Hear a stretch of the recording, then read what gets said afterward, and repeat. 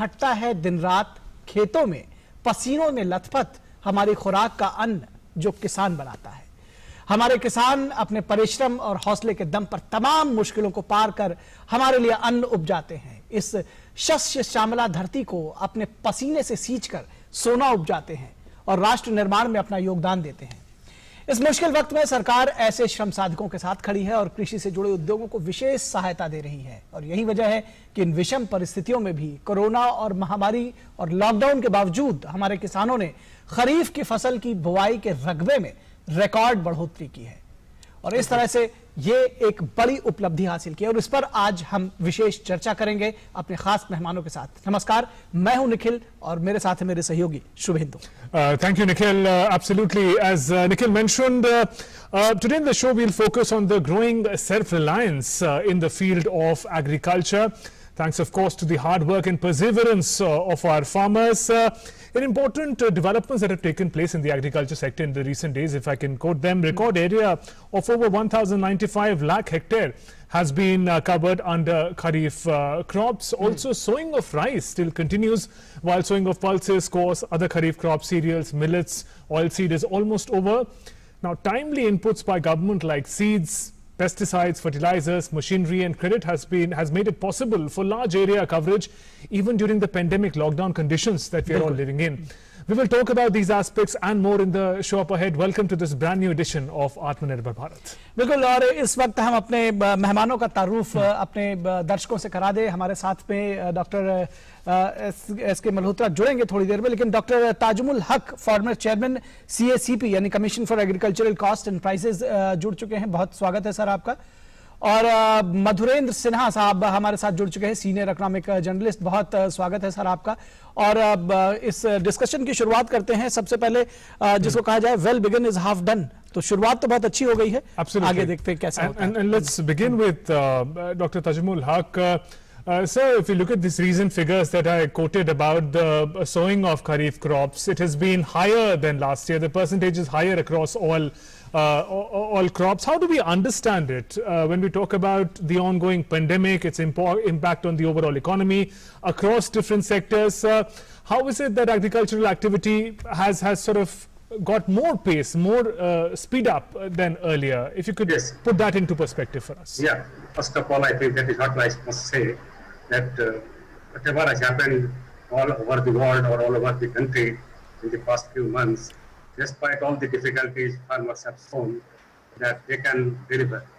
And in all other sectors, whether it is industry, manufacturing or services, there is a severe downtrend in the growth. Whereas in the agriculture sector, I think in the last quarter also, we had about 3.4% growth. That shows how resilient is our agriculture and how strong our farmers are in terms of their commitment to deliver not only food grains but all other agricultural commodities.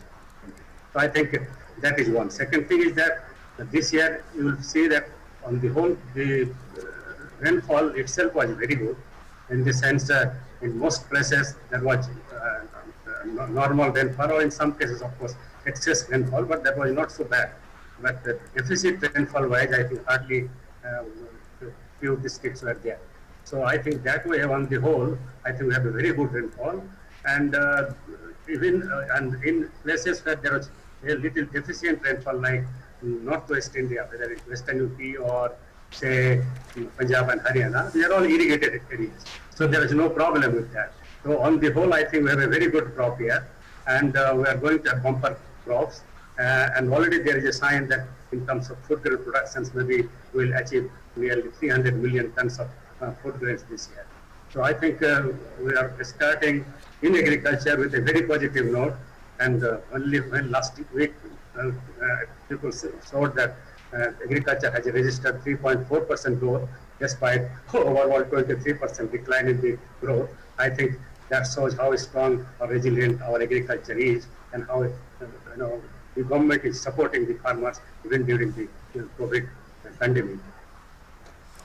जी बिल्कुल। और हमारे साथ में मधुरेंद्र सिन्हा साहब जुड़े हुए हैं। मधुरेंद्र जी, आपसे समझना चाहेंगे, जब तमाम जगहों पर संकट चल रहा है, जब तमाम विषम परिस्थितियां हैं, ऐसे में जो हमारे किसान हैं वो आगे आए हैं और उन्होंने दिखाया है कि जिसको कहते हैं यह पथ क्या, पथिक कुशलता क्या, जिस पथ पर बिखरे शूल ना हो, और नाविक की धैर्य परीक्षा क्या, जब धाराएं प्रतिकूल ना हो। इन प्रतिकूल धाराओं में जिस तरह से निकल कर आए हैं हमारा कृषि क्षेत्र, और पिछली बार से भी ज़्यादा बुआई का रकबा खरीफ फसल में अभी 1 महीना लगभग बाकी है, अभी जिसको कहते हैं कि धान की जो बुआई है वो चल रही है।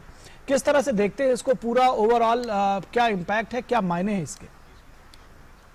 सबसे पहले तो मैं उन करोड़ों किसान भाइयों को बधाई देना चाहूंगा जिन्होंने कोविड के दौरान इतनी मेहनत की, जबकि ये महामारी चारों तरफ फैली हुई, पूरे देश में हर जगह इसका प्रकोप दिख रहा है, लेकिन इसके बावजूद किसानों ने अपना किसान धर्म नहीं छोड़ा, अपनी खेती बाड़ी पर पूरा ही अपने को समर्पित किया, और उसके परिणाम आज देखने को मिल रहे हैं। जैसा डॉक्टर हक ने कहा कि जब हमारी इकोनॉमी लड़खड़ा रही है, उस समय कृषि में 3.4% की बढ़ोतरी जो है, ये बहुत ही सुखद और बहुत ही अच्छी बात है।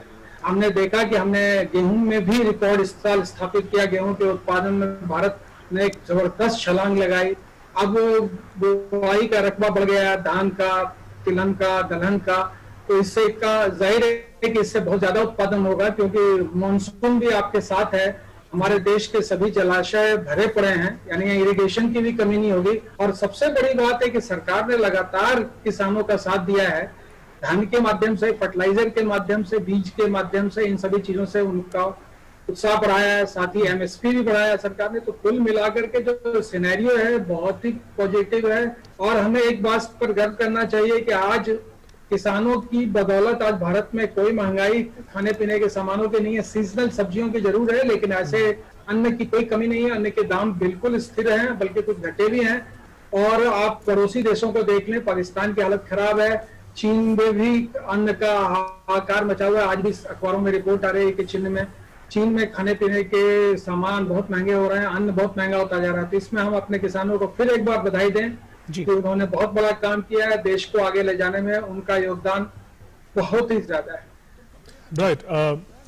Dr. Haq, what Mr. Sinha has been talking about, the implications of bumper sowing as a good monsoon, it implies that perhaps we're looking at a bumper harvest also in the coming days. But given again the impact on the economy by the pandemic that we had started with, the last quarter figures that came, those are also worrying figure.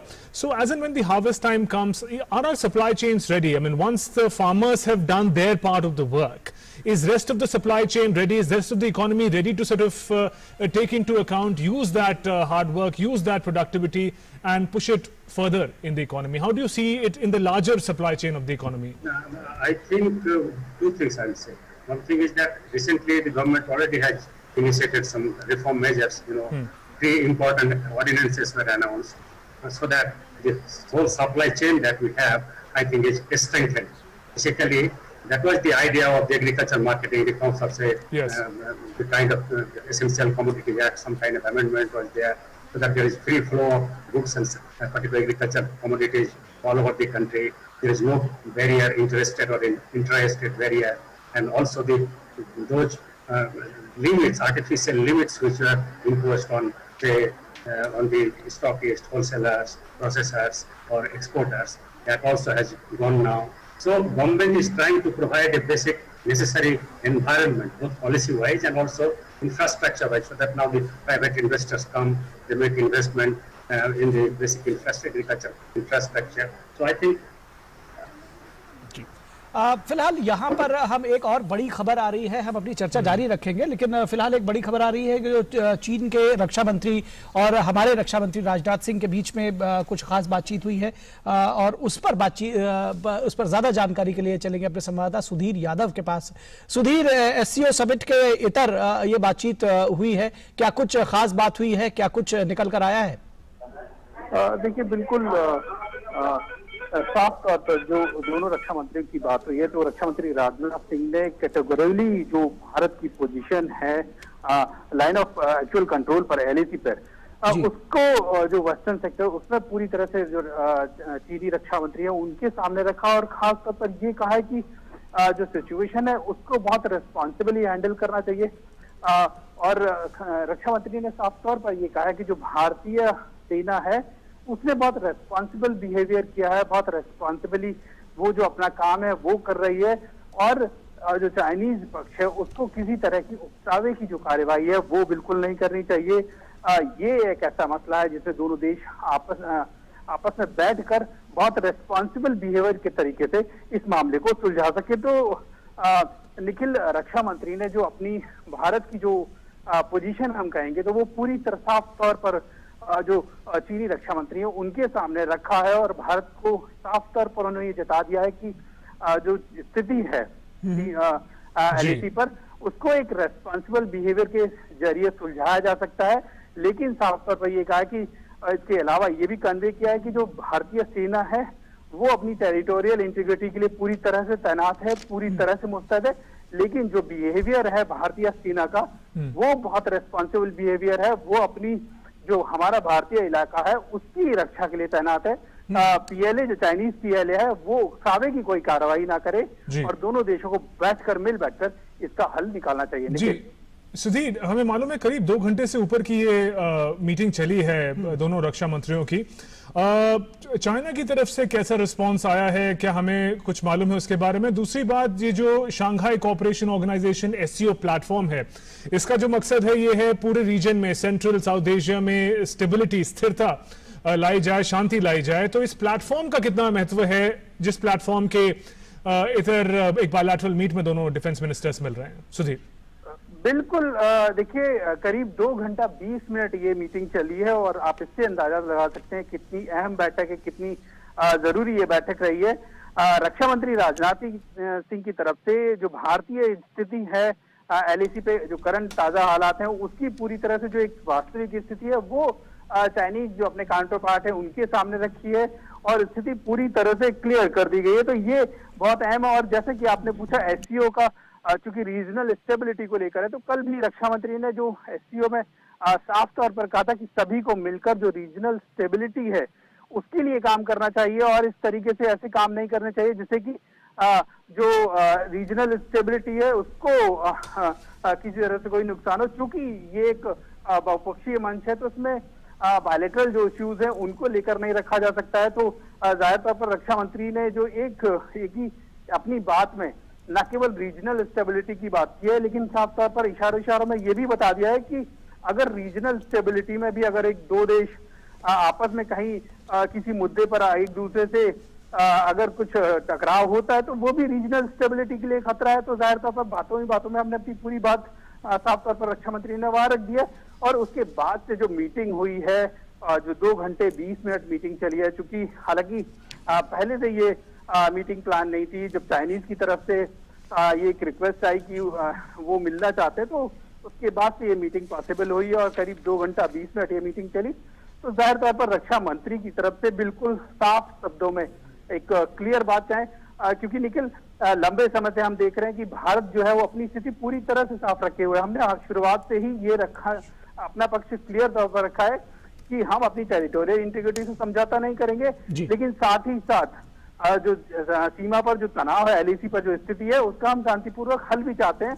और क्योंकि लगातार हम ये देख रहे हैं कि जो उकसावे वाली कार्रवाई जो हो रही है वो चाइनीज PLA की तरफ से हो रही है, तो इस चीज को रक्षा मंत्री ने बिल्कुल बाकायदा क्लियर शब्दों में वो चाइनीज डिफेंस मिनिस्टर है उसके सामने रखा। हालांकि उसके बाद से अगर हम चाइनीज पक्ष की बात करें तो जो ग्लोबल टाइम्स है, जो चाइनीज स्टेट मीडिया है, उसकी तरफ से जो एक बात कही जा रही है कि चाइना ने भी अपना पक्ष जो भारत के सामने है वो रखा है और क्लियर तरीके से रखा है। लेकिन क्योंकि हमें जो जानकारी है भारतीय पक्ष की, उसके बारे में हम कह सकते हैं कि भारत की ने जो इस वक्त जो है हमारे रक्षा मंत्री ने बिल्कुल एक साफ शब्दों में क्लियर टर्म्स में जो अपनी स्थिति है वो साफ कर दी है, और चाइना को साफ तौर पर ये जता दिया है कि अगर ये चीजें इसी तरह से रहेंगी तो माहौल खराब हो सकता है। दोनों देशों को मिल बैठकर तो जो मुद्दा है उसको हल करना चाहिए। सुधीर,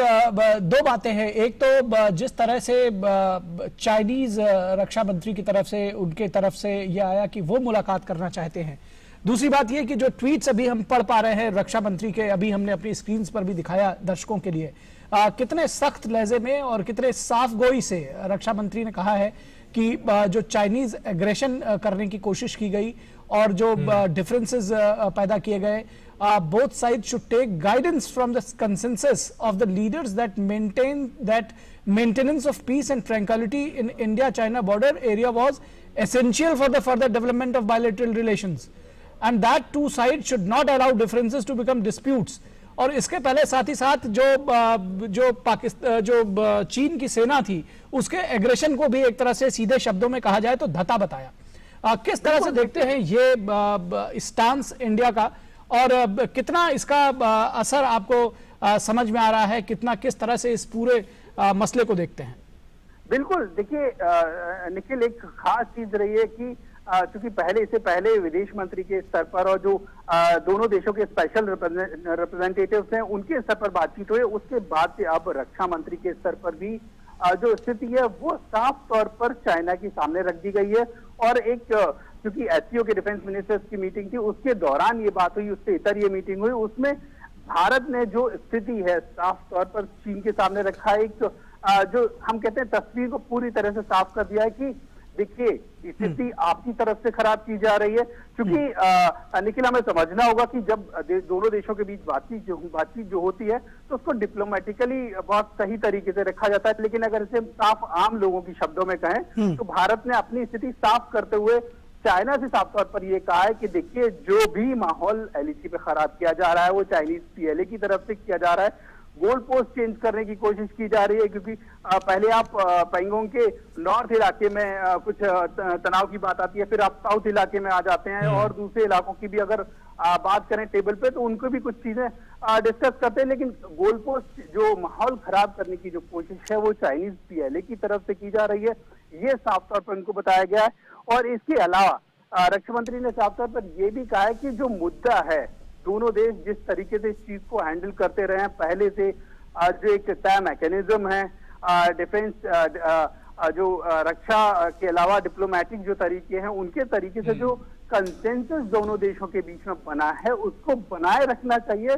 और जो कुछ मामले दोनों के बीच अगर कोई मतभेद है तो उसको विवाद नहीं बनने देना है, इन चीजों से बचना चाहिए। तो एक साफगोई तरीके से कहा है कि देखिए हम अपना पक्ष है वो पूरी तरह से सामने रख रहे हैं। और खासतौर पर इसके अलावा रक्षा मंत्री ने ये भी कैटेगोरिकली साफ कर दिया है कि देखिए हमारी जो सेना है वो बहुत रिस्पॉन्सिबल तरीके से उसका जो व्यवहार रहा है सीमा पर एलएसी पे बहुत रिस्पॉन्सिबल तरीके से रहा है। उकसावे की जो कार्यवाही है वो भारतीय सेना की तरफ से नहीं चाइनीज पीएलए की तरफ से की जा रही है। और अगर दोनों देश मिल बैठकर अगर इस मुद्दे को समाधान करना चाहते हैं तो बिल्कुल हो सकता है, लेकिन भारतीय सेना जो है वो हमारी जो टेरिटोरियल इंटीग्रिटी है उसी रक्षा करने के लिए पूरी तरह से सक्षम है और लगातार वहां तैनात है। Sudhir, we're looking at the tweet messages sent by the Defense Ministry after this very crucial meeting between defense ministers of the two countries, India and China. If I can just read one of the tweet messages, Sudhir, Raksha Mantri had said that current situation at the LSE should be handled responsibly and neither side should take any further action that could either complicate the situation or escalate matters in the border areas. And the following tweet says, Raksha Mantri conveyed the two sides should continue their discussions, including through diplomatic and military channels, to ensure complete disengagement and de-escalation and full restoration of peace and tranquility along the LAC at the earlier. So, Sudhir, are we again looking at focus being on de-escalation? Similar talks we know had happened after the June incident in Galwan. How is it different this time? How is the focus, emphasis, India talking about de-escalation, peace at the LAC different? How is our strategy going to be different this time? Sudhir. देखिए शुभेंदु, भारत का जो पक्ष रहा है consistently बिल्कुल clear रहा है। हमें यहाँ एक चीज समझने की जरूरत होगी कि एलएसी पर तनाव के दौरान जो भारत की जो पोजीशन रही है इंटरनेशनली डोमेस्टिकली पूरी तरह से साफ रही है। हमने हमेशा कहा है कि हम जो मुद्दे का समाधान चाहते हैं वो शांति के जरिए चाहते हैं और बातचीत के जरिए समाधान को हल किया जा सकता है और दोनों देश हल कर सकते हैं। ये बात हम शुरुआत से कर रहे हैं। रक्षा मंत्री ने भी यही बात पूरी तरह से साफ तौर पर सामने रखी है जो चाइनीज डिफेंस मिनिस्टर हैं उनके सामने कि जो डिप्लोमेटिक और जो मिलिट्री चैनल्स हैं जिनके जरिए बातचीत हो रही है, कोर कमांडर के लेवल स्तर पे बातचीत हुई है और दोनों देशों के बीच जो मैकेनिज्म है डिस्प्यूट को सेटल करने की उसकी बातचीत चल रही है और दोनों देशों के विदेश मंत्रियों ने भी बातचीत की है। स्पेशल रिप्रेजेंटेटिव्स के बीच एक कंसेंसस हुआ कि आखिर चीजों को लेकर कैसे आगे बढ़ा जाएगा। ये सारी चीजें डिस्कशन हो चुकी हैं और इन सबको इम्प्लीमेंट करने की बात आती है, तब जो इम्प्लीमेंटेशन है वो चाइना की तरफ से बहुत साफ तौर पर नहीं दिखता है। और इसके अलावा जो खासतौर पर एलएसी पर अगर हम बात करें तो जो उकसावे की कार्रवाई है या जो हम कहें कि जो स्टेटस को है उसको चेंज करने की कोशिश पीएलए की तरफ से की जा रही, तो ये मुद्दे पूरी तरह से क्लियर किए गए हैं। और अभी नहीं शुभेंदु, हमारा कंसिस्टेंटली ये साफ तौर पर शुरू से स्टैंड रहा है कि इस मुद्दे को अगर दोनों देश चाहें तो शांतिपूर्ण तरीके से हल किया जा सकता है।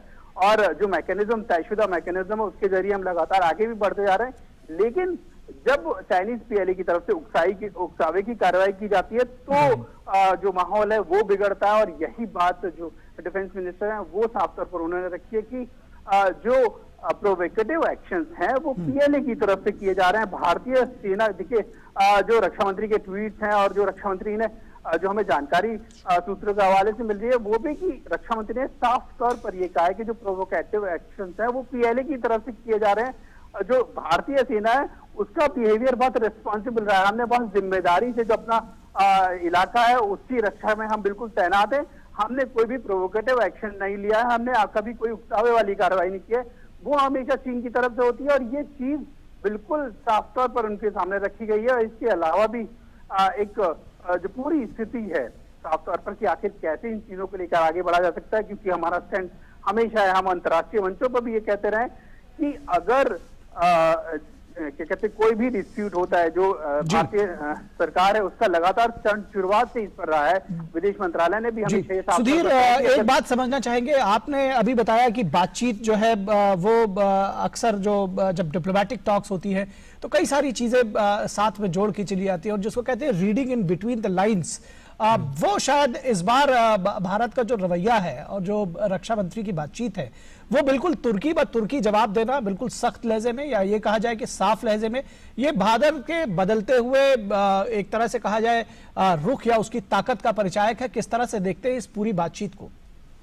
बिल्कुल निखिल, आपने सही कहा। देखिए, हमने शुरुआत से ही कोशिश की, ये बिल्कुल हमारा एक क्लियर स्टैंड है इस मुद्दे पर कि हमने शुरुआत से कोशिश की कि जो बातचीत है वो चलती रहे और हमने अपना पक्ष लगातार डिप्लोमेटिक चैनल्स के जरिए भी, मिलिट्री चैनल्स के जरिए भी साफ तौर पर रखा। और अब जब रक्षा मंत्री ने एक पूरा जो सिनेरियो है वो जो चाइनीज डिफेंस मिनिस्टर हैं उनके सामने पूरी तरह से जो अपनी बात है साफ तौर पर रखी है। जैसा आपने कहा कि डिप्लोमेटिकली जो अगर आप किसी चीज को बताया जाता है तो वो उसको एक बताने का एक तरीका होता है, तो उस तरीके से चीजें बताई जाती है। लेकिन अगर सही मायने में कहा जाए तो भारत ने एक साफ शब्दों में चीन से कहा है कि देखिए आपकी तरफ से ये उकसावे वाली चीजें हो रही हैं और अगर चाहते हैं इस मुद्दे का समाधान तो दोनों देश मिल बैठकर इसका समाधान कर सकते हैं। भारतीय सेना जो है वो रिस्पॉन्सिबल तरीके से अपना काम कर रही है। उकसावे वाली कार्रवाई जो है वो चाइनीज पीएलए की तरफ से रही, तो जो हमारा स्टैंड है वो पूरी तरह से क्लियर है और हमने इस बार जता दिया कि किसी भी जो चाइनीज एक्शन तो उससे हम बिल्कुल पीछे हटने वाले बिल्कुल नहीं। हम अपनी टेरिटोरियल इंटीग्रिटी के लिए पूरी तरह से तैयार हैं। इसके लिए लगातार रक्षा मंत्री भी और सरकार के स्तर पर भी लगातार ये कहा जाता रहा है कि अगर इसके लिए कोई भी जरूरत पड़ेगी तो भारत के लिए हमेशा से तैयार है। बिल्कुल सुधीर, भारत किसी भी परिस्थिति के लिए हमेशा के लिए तैयार है और शांति चाहता है, लेकिन अपनी सीमाओं की सुरक्षा करना भारत जानता है। रक्षा मंत्री ने इस बात को साफ तौर पर बता दिया है कि दृढ़ता के साथ खड़े रहेंगे, हटेंगे नहीं, दबेंगे नहीं, चाहे वो सीमा हो या फिर वार्ता की मेज हो। बहुत शुक्रिया इस तमाम बातचीत के लिए सुधीर। और एक बार फिर हम वापस अपनी चर्चा की तरफ लौटते हैं। हम अपने किसान भाइयों की जय जवान जय किसान की बात करते हैं कई बार, तो अभी हमने जवानों की भी जय की है और अब किसानों की जय करने की बारी है। हम उनकी बात talking about the bumper sowing of kharif crops and the reforms in the agriculture sector.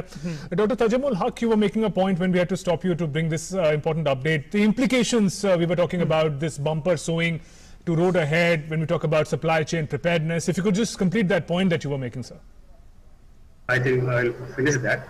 The idea is that in order to meet any kind of this surplus situation that we are going to have, the government is ready with all the necessary policy incentives that has to be given to the farmers. Already for the last 5 years, already that has been done. And recently, two important things have been initiated. One is 1 lakh crores of rupees of investment for agriculture infrastructure. That will improve the supply chain system. And secondly, through these 3 ordinances that we recently notified, I think what will happen is we will have alternative marketing channels for the farmers, which will give farmers remunerative prices. And if both these 2 things happen, the process of agricultural growth, I mean the production growth, will continue at this high rate. And secondly, there will be no problem to deal with the surplus kind of situation as we are getting ready with infrastructure development involving the processors, the wholesalers, the exporters. They are also talking about contract farming arrangements to strengthen the existing system that we have in various states. So I think with all the recent initiatives, things will be better, and we'll have better days ahead, at least in terms of agricultural growth. And also, I should say, it will have its impact on the overall economic growth. जी doctor Haq, इसी से जुड़ा हुआ अगर इसके बल्कि एक कदम विस्तार देने की बात कहें तो सरकार ने, चाहे वो जो फसलों की कीमत है, एमएसपी की बात हो, या फिर ये इस बात की को सुनिश्चित किया जाना कि किसानों को उनकी फसल का जो उनका उत्पाद है उसकी रकम जो है वो पूरी तरह से मिलती रहे, ये सुनिश्चित किया जा सके, ये सरकार ने किया है। कितना ये बड़ा जरूरी रहा है, और अब जबकि किसानों ने अपना काम किया है और आगे भी वो करते हुए दिखाई दे रहे हैं, किस तरह से ये जो पूरा एक तरह से माहौल है ये उनके हक में जाता हुआ दिखाई दे रहा है? जी बिल्कुल उनके हक में है। जैसे मैंने बताया कि ऑलरेडी गवर्नमेंट ने कोशिश किया थ्रू चेंजेस इन पॉलिसीज, जैसे ऑर्डिनेंस वगैरह 3 आया, ये फार्म सेक्टर को रिवाइवल के लिए ही नहीं बल्कि फर्दर स्ट्रेंथन करने के लिए हेल्प करेगा। दूसरी बात यह है कि फार्मर्स का इनकम कैसे बढ़े, उसके लिए एक ऑल्टरनेटिव मार्केटिंग चैनल्स की बात कही गई। एक तरफ कॉन्ट्रैक्ट फार्मिंग अरेंजमेंट से कैसे फार्मर्स को ज्यादा पैसे, बड़े आपको आश्चर्य होगा कि for the first time government ने ये किया कि कॉन्ट्रैक्ट फार्मिंग में किसी तरह से किसानों को के साथ धोखाधड़ी ना हो और on fast track basis dispute resolution हो, और अगर किसी तरह का डिस्प्यूट होता है या पेमेंट में प्रॉब्लम होता है तो कैसे कंपनी को पेनलाइज किया जाए। इनफैक्ट 1.5 टाइम्स ज्यादा देना पड़ेगा if they delay in payment. तो क्वेश्चन है कि हर तरह से किसानों का जो इंटरेस्ट है उसको प्रोटेक्ट करने की कोशिश की गई है। तो किसानों को इंसेंटिवाइज करने के लिए एक 2 तरह से, एक तो एमएसपी को पिछले दिनों बढ़ाई दिया गया था कि कॉस्ट प्लस 50% मार्जिन होगा, 50% प्रॉफिट होना कॉस्ट के ऊपर, वो एक बहुत बड़ा इंसेंटिव है। And secondly alternative marketing channels हो। कई बार एमएसपी फिक्स होने के बावजूद भी किसानों को प्राइस मिल नहीं पाता क्योंकि गवर्नमेंट तो सारी चीज को उपयोग नहीं कर पाती। अब प्राइवेट सेक्टर्स काफी लार्ज वे में आएंगे because of all this recent policy changes.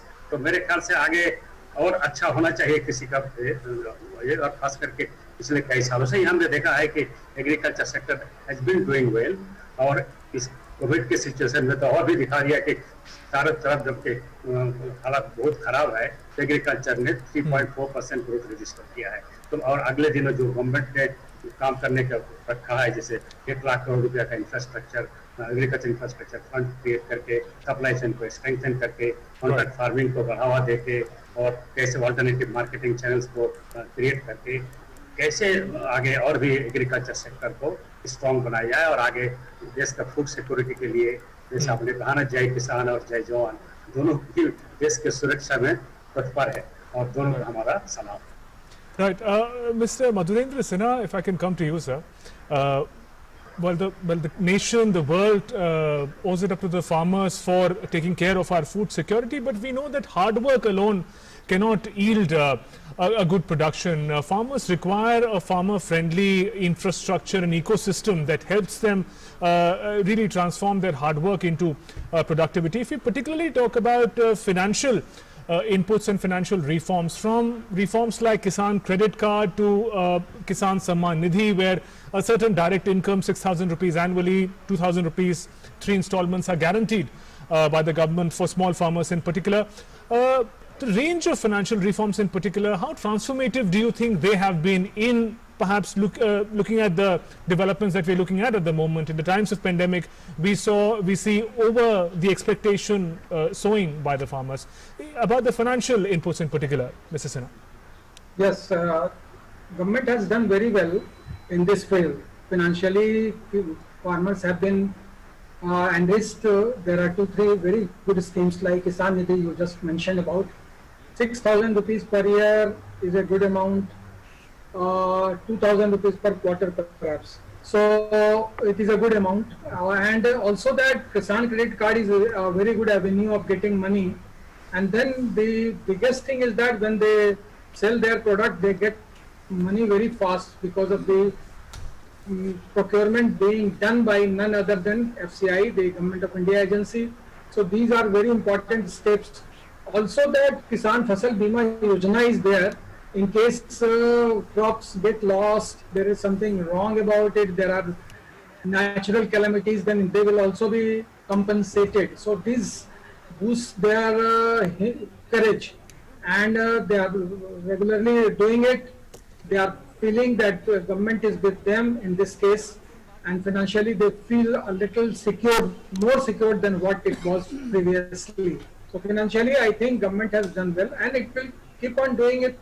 Obviously, after some time, there may be some more announcements. I can expect that because this sector is doing so well for the economy that it requires more rewards. जी, ताजमुल हक साहब, अभी धान की जो बुआई है वो जारी है और उससे और अच्छी उम्मीद की जा रही है कि जब इसकी बुआई पूरी हो जाएगी तो शायद आंकड़े कुछ और बेहतर हो जाएं, ऐसी उम्मीद की जा रही है। धान की खरीद की कितनी तैयारी है, किस तरह से किसानों को उनकी धान की प्रॉपर खरीद हो सके, बिचौलियों के हाथ में उनको ना जाना पड़े, इस बात की कितनी तैयारी है और कितना जो जिसको कहते हैं कि पारदर्शिता बरती जा सके, किसानों को ठगा ना जा सके, इसके लिए कितनी तैयारी है? ये सारे एफर्ट्स इसीलिए किए जा रहे हैं कि किसानों को ठगा ना जाए, अल्टरनेटिव मार्केटिंग चैनल्स हो, कंपटीशन हो मार्केट में, और इंफ्रास्ट्रक्चर मार्केटिंग का, स्टोरेज का और ट्रांसपोर्टेशन का इतना स्ट्रांग हो कि मतलब और फिर प्राइस और मार्केट इंफॉर्मेशन हर एक फार्मर्स के पास अवेलेबल हो, उनको मालूम हो कहाँ कौन सी मार्केट में क्या चीज़ किस प्राइस में बिक रहे हैं और वहाँ वो बेच पाए अपने सामान को, और किस तरह से फार्मर्स को जो फार्म प्रोड्यूस का क्वालिटी है उसको भी इम्प्रूव करके देश और विदेश में उसको मार्केटेबल बना सके। ये सारे एफर्ट्स हो रहे हैं सरकार के तरफ से भी और लोकल लेवल पर फार्मर्स फार्म प्रोड्यूसर्स ऑर्गेनाइजेशन वगैरह मिलके इसमें सहयोग करके कर रहे हैं। लेकिन ये है कि अभी और काम करने की इसमें जरूरत है। फार्म प्रोड्यूसर्स ऑर्गेनाइजेशन एक अच्छा इनिशिएटिव है, लेकिन इसके नंबर अभी कम है।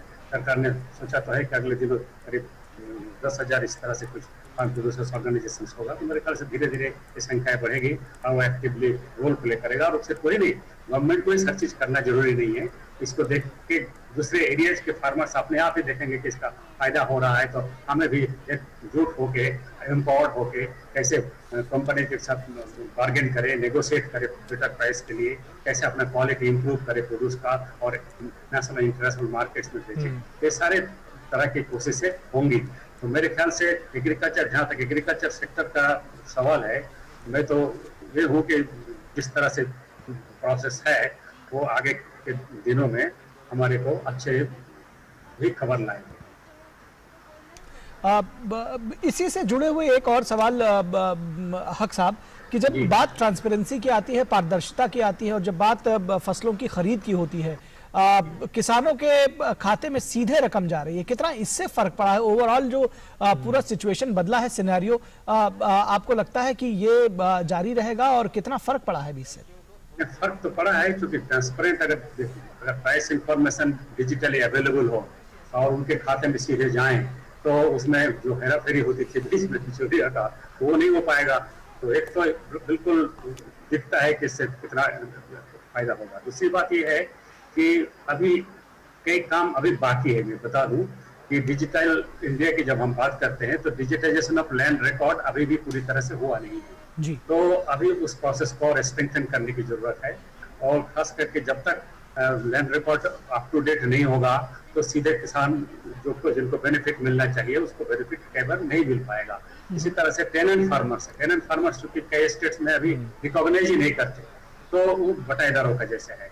तो अब नए कानून हमने मॉडल लैंड लीजिंग एक्ट बनाया था नीति आयोग में जब तक तो वो अगर कई स्टेट्स में उसको अडोप्ट भी किया है, उत्तराखंड ने किया है, यूपी ने किया है, आपके मध्य प्रदेश भी किया है, पंजाब उड़ीसा वगैरह अभी कंसिडरेशन में तो लाया है कि उसको हम करते हैं।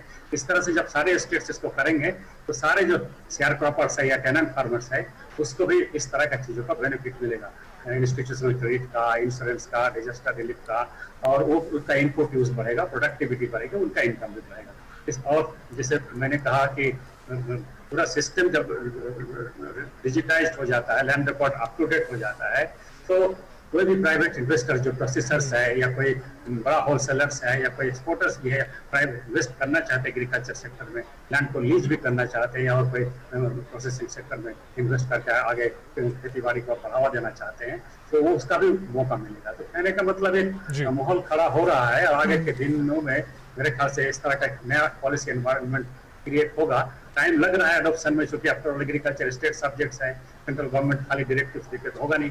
अभी चाहे ऑर्डिनेंस भी ला दिया, फिर भी इम्प्लीमेंट तो लोकल लेवल पे ही करना है, स्टेट एडमिनिस्ट्रेशन लेवल पे या एग्रीकल्चर एडमिनिस्ट्रेटर्स जो है डिस्ट्रिक्ट लेवल पे। तो सबका सहयोग से, सबका कोऑर्डिनेशन अगर हो तो मेरे ख्याल से देश में एग्रीकल्चर सेक्टर में ट्रांसफॉर्मेशन आएगा और फार्मर्स का भी हालातों में सुधार।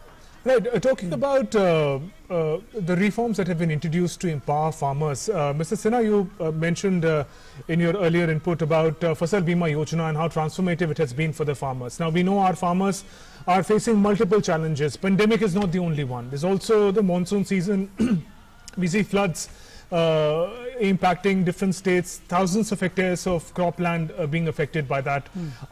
How do you see reforms such as this, insurance, crop insurance, Fasal Bima Yojana? They are able to provide immunity which is better than earlier. It is of course not a foolproof 100% protection for the farmers, but how transformative from how they had to bear such natural disasters on their own earlier. Mr. Sinha. Yes, they are very good steps. They have been taken very properly, and I think they are being implemented also. And they are infusing in courage among the farmers, because you know previously farmers used to get disappointed because there was no bima of this type, there was no insurance of this type, and they used to get discouraged, disappointed. So now they feel that they are safe even if their crop is destroyed or something wrong happens with that, or even in the case of floods as you told. So they are hopeful, they are full of confidence that government is coming to their rescue. Government is there to rescue them, to give them a support system. So these are very good steps, and I think from the time from coming days there will be more and more things, because this time agriculture sector and our farmers have proved that they are asset for the country, and government should do more and more for them. There are so many things that can be done, and I think there are so many things in the plate of the central government also. And one thing more about which Dr. Haq also spoke, that state governments, the role of state governments, I would like to say, is not that strong. I mean, the kind of moves central government is doing is not being followed by state governments, unfortunately. They should also do their part, because the procurement is a part of maybe to a great extent of central governments, but state government should also work for that. For example, pulses, we do not have any procurement by FCI for pulses, so state government should buy pulses. Pulses prices, you can see, sometimes jump to a great extent, causing a lot of problem to the middle class and lower middle class and others. So the state governments should also do it. They should also do their part. So I would suggest that the state governments should come on the board properly. They should also do a lot of work for this. Sinha साहब, ये समझना चाहेंगे कि जो सरकार की जो योजनाएं रही हैं, ख़ासतौर पर जो मॉडर्न टेक्नोलॉजी, जो नई प्रौद्योगिकी है, वो किसानों द्वारा अपनाए जाने को लेकर के जो सरकार का जोर रहा है, अब चाहे वो सॉयल हेल्थ कार्ड की बात हो कि पहले अपनी खेतों की उर्वरा शक्ति की जांच कर लें, उस हिसाब से फसलें बोएं, चाहे फिर वो ऐसे इलाके जहां पर पानी की पहुंच मुश्किल होती है वहां पर ड्रिप सिंचाई की बात कही जा रही हो, पर ड्रॉप मोर क्रॉप की बात कही जा रही हो, ये सारी योजनाएं कितनी परवान चढ़ी हैं और कितना फर्क पड़ा है इससे इन योजनाओं से? देखिए, ये जैसा मैं पहले भी कह रहा था कि ये राज्यों का, कृषि राज्यों का विषय है। केंद्र सरकार इसमें प्रोक्योरमेंट का काम कर सकती है, केंद्र सरकार कई केंद्रीय नीतियां बना सकती हैं, केंद्रीय हेल्प स्कीम्स ला सकती हैं, जैसे किसान नीति बहुत बड़ी योजना मैं मानता हूँ, उसको छोटे किसानों के लिए एक अमृत समान है वो, इस तरह की कई चीजें कर सकती है। लेकिन कहानी घूम फिर करके राज्य सरकारों पर जाती है। ड्रिप इरिगेशन है तो इसमें केंद्र सरकार कुछ नहीं कर सकती। केंद्र सरकार एक टेक्नोलॉजी प्रोवाइड कर सकती है, इक्विपमेंट्स मंगवा सकती है विदेशों से, उसके लिए तो ड्यूटीज कम करवा सकती है, टेक्नोलॉजी उपलब्ध करा सकती है, केंद्र सरकार सारे काम करा सकती है। लेकिन अल्टीमेटली इसे इम्प्लीमेंट करने का काम राज्य सरकारों का ही है। इसलिए राज्य सरकारें जितना बढ़ावा देंगी उतना अच्छा होगा। मैं एक छोटा सा एग्जांपल दूंगा मध्य प्रदेश का, कि आज से 10 साल पहले ये राज्य गेहूं या किसी भी तरह के फसल के मामले में बहुत पीछे था, और इस साल मध्य प्रदेश ने सबसे ज्यादा गेहूं का प्रोक्योरमेंट करवाया, जो कि भारत में एक रिकॉर्ड है। उन्होंने पंजाब को भी पीछे छोड़ दिया, क्योंकि स्टेट गवर्नमेंट ने वहां साथ दिया। इरिगेशन से लेकर के प्रोक्योरमेंट तक हर कदम पर राज्य सरकार ने उनका साथ दिया। तो राज्य सरकारों को आगे आना ही पड़ेगा, चाहे कुछ हो। उसके बगैर पूरी बात नहीं बनती। हम केंद्र सरकार के भरोसे हर चीज में नहीं रहेंगे। केंद्र सरकार का जो काम है योजनाएं बनाना, कानून बदलना। कानून उन्होंने एपीएमसी एक्ट को ध्वस्त कर दिया भारत सरकार ने। अब किसान जहां चाहे वहां अपना सामान बेचे, अपना अपनी उपज बेचे। लेकिन जब अपनी उपज बेचने जाएगा तो सरकारी अधिकारियों की भी ये भूमिका होनी चाहिए कि वो उन्हें मदद करें, उन किसानों को मार्केट सुलभ कराएं अपने राज्य में, अपने शहर में। तो ये सब तो वो भी करा सकते हैं। इसके लिए थोड़ा इंफ्रास्ट्रक्चर क्रिएट करें। फिर जैसा कि डॉक्टर अकबर कह रहे थे, एक्सपोर्ट के बारे में भी कह रहे थे, और ये बात अक्सर कही जाती है कि भारत में एक्सपोर्ट करने की बड़ी गुंजाइश है। आप जानते होंगे कि भारत चावल का सबसे बड़ा दुनिया का एक्सपोर्टर है। इस तरह से हम दाल के भी हो सकते हैं, क्योंकि हम पल्स प्रोड्यूस करने वाले दुनिया के पहले देश हैं, नंबर 1 कंट्री है। तो इस तरह से हम बहुत चीजों में बहुत आगे हैं, बस हमें एक्सपोर्ट बढ़ाना है। अभी देखिए चीन की हालत इतनी खराब है कि चीन सारी दुनिया से चावल खरीद रहा है। इटली जैसे छोटे से राष्ट्र से भी वो चावल खरीद रहा है। तो हमारे लिए तो बहुत बड़ा बाजार चारों ओर खुला हुआ है। एक्सपोर्ट को हम चैनलाइज करेंगे, उसमें भी स्टेट गवर्नमेंट्स की जरूरत पड़ेगी। तो वो इंफ्रास्ट्रक्चर क्रिएट करे ताकि बढ़िया माल इकट्ठा हो और जो विदेशों को जाए। तो बहुत सारी चीजें हैं राज्यों की तरफ से करने का, और केंद्र सरकार कर रही है। टेक्नोलॉजी मुहैया कराना है वो केंद्र सरकार का काम है, और नई नई टेक्नोलॉजी आ रही है, उसे तत्काल मुहैया कराया जाए। और आजकल संवाद प्रेषण बहुत आसान हो गया है, कम्युनिकेट करना बड़ा आसान है किसानों को, तो वहां तक पहुंचाया जाए। नई छोटी छोटी मशीनें आ रही हैं, कुछ मशीनें जैसे अभी धान रोपाई के लिए पंजाब में कुछ मशीनों का इस्तेमाल किया गया था, हालांकि उतना सफल नहीं रहा। लेकिन मुझे लगता है कि आने वाले समय में इसे करना पड़ेगा कि जिस तरह से किसानों को कामगारों का संकट हो रहा है, मजदूर नहीं मिल रहे गाँव में, इस बार पेंडेमिक के कारण काफी कठिनाई हुई है, मजदूरों की बड़ी कमी रही है। तो वो उस तरह की चीजों से निपटने के लिए कुछ मशीनरीज नए तरह के या तो देश में विकसित किए जाए या विदेशों से मंगाने की व्यवस्था की जाए। तो इस तरह के कदमों से निश्चित रूप से किसानों का मनोबल बढ़ेगा और उत्पादन भी बढ़ेगा। जी, right. Dr. Haq, if I can come to you, sir. Again, in the context of the pandemic in which we're all living, if we talk about the agrarian economy, also the rural setup in the past few months, we keep coming up with this particular aspect in our different discussions, how a lot of urban labor force, workforce left the cities, they migrated to their native land, mostly to villages. What did that sort of movement of workforce, what kind of an impact did that have on the rural setup, on the rural economy? That is one aspect. And second is, apart from core agricultural activities of sowing and harvesting, there is a lot of emphasis also on diversification. Whether we talk about fisheries, whether we talk about beekeeping, solar power is something that we were talking about earlier. How do they also add up to the infrastructure that eventually empowers the farmers and then the country? These two aspects in the rural economy. Dr. Haq. Yeah, I think the future of Indian agriculture lies in diversification. Diversification, both horizontal diversification, as you said, some of the activities that are horticulture and fisheries and poultry and all that. But apart from that, even vertical diversification in the sense the agro-processing sector, food processing sector, and some of the other rural industries which are very critical for future growth of agriculture, because that way agriculture and industry will feed each other and will grow each mutually. And you think, sir, farmer-producer organizations play an important role in the days ahead, especially in that? Exactly. The most crucial role will be played by some such institutional innovations like FPOs. And that's why I always say that FPOs should be there in each and every village. It is not just in a few places. So that is a very critical kind of challenge that we have presently, and this is possible to address this challenge. Second thing, the COVID-19 pandemic has posed some challenges and also some opportunities. Opportunity in the sense, for instance, a lot of low-income migrant workers recently have gone back to their own villages.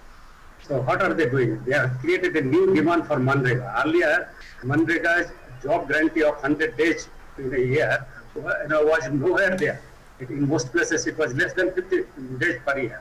So now, actually, there is a demand, much more demand. So the government has to respond to that and create at least 100 days of employment for all these migrant workers who have gone back from urban areas to the rural areas. So this is two things will happen. One thing is that this will create income with the poor people, which will result in demand, because already the economy is suffering from lack of effective demand for various regions for the first several years, I should say, and much more so in times of pandemic.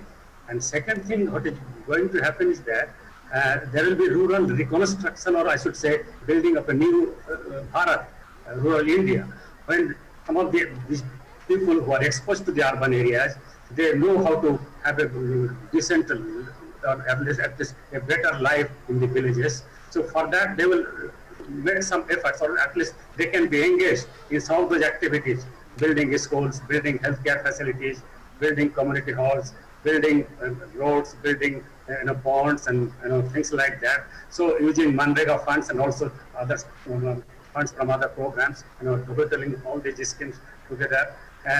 If you do it properly, I think this has given us a chance to build a new India where poor people will not migrate from rural areas to urban areas unnecessarily and live in slums here, creating more problems, both health-wise, education-wise, and for otherwise also for themselves and for others. So I think what I'm saying, this has given us an opportunity, and this opportunity must not be lost. The government and the local people, both central government, the state government, and the local people must build new infrastructures in the villages and to make India really the kind of independent Atmanirbhar Bharat we are talking. The soul of love, India lies in villages or lives in villages. And if the this economy gets strengthened, the India will be strong. So I think this has given us an opportunity. We should think about it, adopt proper policies, have an integrated way, have a proper coordination between central and state and local governments, and then do something which will help improve the economic and social conditions of all people in the rural areas, and also it will have its impact overall in the whole economy. जी बिल्कुल। मधुरेंद्र जी, जब बात खेती किसानी की आती है तो अभी भी शायद कहीं ना कहीं ये लगता है कि बहुत फायदे का सौदा नहीं समझ में आता, खासतौर पर छोटे या जो सीमांत किसान हैं उनके लिए क्या कुछ किया जाए। ये अपने आप में बड़ा वृहद सवाल है कि क्या कुछ किए जाने की जरूरत है कि खेती को एक बार फायदे का सौदा बनाया जाए। कितना हम आए हैं और कितना अभी आगे जाने की जरूरत है इस दिशा में, इस क्षेत्र में। देखिए, खेती को फायदे का सौदा थोड़ा बहुत तो बनाया जा सकता है, लेकिन अगर आप ये सोच लें कि ये बहुत फायदे का सौदा होगा तो ये संभव नहीं होगा, क्योंकि खेती से जो अन्न प्राप्त होता है ये शहरों में जाता है। शहरों में, बड़े शहरों में, महानगरों में लोगों की खरीदने की क्षमता कितनी है, क्रय शक्ति कितनी है। क्या वो 80 रुपए किलो गेहूं खरीद सकते हैं? बिल्कुल नहीं खरीद सकते। वो गेहूं 20 से 30 रुपए किलो तक ही खरीद सकते हैं। तो बाकी पैसा या तो सरकार सब्सिडी दे, तो सरकार के लिए भी बहुत मुश्किल है कि इतना सारा सब्सिडी दे देना, ये तो बहुत मुश्किल है सरकार के लिए। तो जो ऐसा कि प्रधानमंत्री ने बहुत अच्छी बात कही कि उनको समानांतर कुछ काम करना चाहिए, उनके लिए कुछ समानांतर कार्यों की व्यवस्था हो ताकि उनके लाभ का दूसरा रास्ता भी खुल जाए, उनकी इनकम का एक और नया रास्ता खुले, पैरेलल रास्ता खुले। जैसा कि सोलर एनर्जी के बारे में भी चर्चा हुई थी पिछले दिनों कि सोलर एनर्जी गांव में लगा करके गांव के किसान जिनके पास जमीन है वो अच्छा खासा उसके लिए काम कर सकते हैं, सोलर एनर्जी पैदा कर सकते हैं और उसे बेच सकते हैं, इसको ग्रिड से जोड़ करके उसका उन्हें मंथली भुगतान किया जा सकता है। बहुत आसान तरीका है। इसके लिए अगर सरकार टेक्नोलॉजी उपलब्ध कराए, सोलर पैनल्स उपलब्ध कराए और उन्हें बताया सिखाया जाए गाँव में कि जिनके पास इतने एकड़ की जमीन है वो इतनी बिजली पैदा कर सकता है और इसका एक और एवेन्यू तक हो सकता है। लेकिन अनाज का दाम बढ़ा पाना सरकार के लिए मेरे आगे वाले समय में बहुत मुश्किल है कि ये नहीं हो सकता। तो फिर आप ध्यान से देखें कि गेहूं का क्या वाकई 1 किलो गेहूं उपजाने का कॉस्ट 20 रुपए है, ये उससे कहीं ज्यादा होता है। लेकिन हमारे किसान हैं जो बहुत कम मार्जिन पर काम करते हैं, थोड़े प्रॉफिट में ही खुश हो जाते हैं, वो भी तब जबकि उनको समय पर उनकी उपज का सही मूल्य मिल पाता है, अदरवाइज तो वो भी नहीं हो पाता है। कई बार जैसे कि पिछले दिनों पल्सेस के दाम बहुत गिर गए थे और एमएसपी से भी नीचे उनको कई जगहों में बेचना पड़ा, तो उसको रोकने के लिए तो पहले कदम उठाना चाहिए। दूसरा, ऑल्टरनेटिव सोर्स ऑफ इनकम, वैकल्पिक जो आय की व्यवस्था हो वो भी करनी चाहिए। तो दो जब रास्ते खुलेंगे तो फिर उनका मन लगेगा और वो मेहनत से और कर ही रहे काम और आगे और दिलचस्पी दिखाएंगे। जी बिल्कुल, आय के वैकल्पिक व्यवस्था करने की जरूरत है और यहाँ हम अपनी चर्चा को विराम देंगे क्योंकि अब समय शायद इसकी इजाजत नहीं देता। And as we conclude, Dr. Tajamul Haq, Mr. Madhurendra Sinha, thank you very much for joining us in this discussion, giving us those insights about the ways in which farmers can be further empowered, the kind of interventions that they're making by themselves. We respect, owe it to our farmers for being the Annadata. We wait to now see how they can also lead the economic revival that we have been talking about. Thank you very much, both of you, for joining us. जब यहाँ पर कई बार ये लगता है कि लोग पीछे रह गए हैं तो हमारे किसान भाई वो आगे आए हैं। उन्होंने जिसको कहते हैं अपनी शक्ति से, अपनी श्रम से, अपनी शक्ति से, अपनी मेधा से एक बार दिखा दिया है कि वो शायद इस देश में जो आर्थिक प्रगति है उसके एक बड़े कारक बनेंगे और आत्मनिर्भर भारत की तरफ एक कदम बढ़ाने में भी हमारे किसान भाइयों का बड़ा सहयोग रहा है। तो इस कार्यक्रम में बस इतना ही। हमारी पूरी टीम को दीजिए इजाजत। नमस्कार। नमस्कार।